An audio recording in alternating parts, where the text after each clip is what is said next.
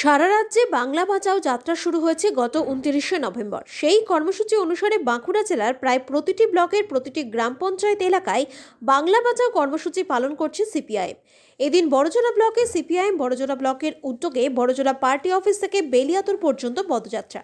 কয়েকশো মানুষ এই পদযাত্রাতে হাঁটলেন। শেষে বেলিয়াতরের সমাবেশে বক্তব্য রাখলেন পার্টির কেন্দ্রীয় কমিটির সদস্য তথা বাঁকুড়া জেলা সম্পাদক কমরেড দেবলীনা হেমব্রম, রাজ্য কমিটির অন্যতম সদস্য কমরেড অজিত পতি এবং জেলা সম্পাদক মণ্ডলীর অন্যতম সদস্য কমরেড যদুনাথ রায়। এখানে উপস্থিত ছিলেন জেলা কমিটির সদস্য কমরেড মহাদেব সিংহ, প্রাক্তন বিধায়ক তথা জেলা কমিটির সদস্য কমরেড সুজিত চক্রবর্তী, সাগর বাদ্যকর, রামপ্রসাদ চক্রবর্তী প্রমুখ। বাঁকুড়া থেকে সঞ্জয় মণ্ডলের রিপোর্ট, বঙ্গ সংবাদ। ওখানে ঢুকলো আইপ্যাকের দপ্তরে। আইপ্যাকটা কার? আইপ্যাক কোনো পার্টি?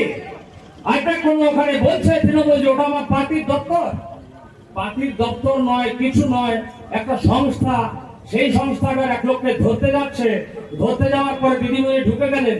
এইরকম নাটক করে খেল করবার জন্য নির্বাচন আসছে না, খেল করতে হবে। আপনাদের মনে আছে রাজীব কুমার?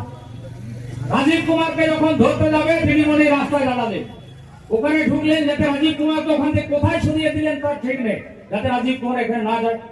আপনি আরজিকরের ঘটনা দেখেছেন?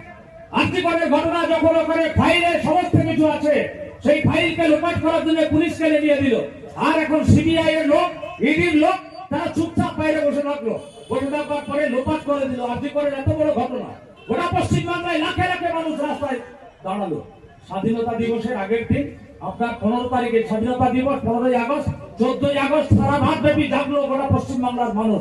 তারপরে দেখা গেল ইডি সিবিআই সব ফুটো জগন্নাথ হয়ে আছে, আর এই সব ব্যাপারে কিছুই করতে পারলো না, সব লোপাট করে দিল।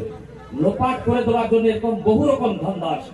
পশ্চিমবাংলাকে একটা এমন একটা জায়গায় দাঁড় করাতে চাইছে যে হাতের কিনারে এসে দাঁড়িয়েছে।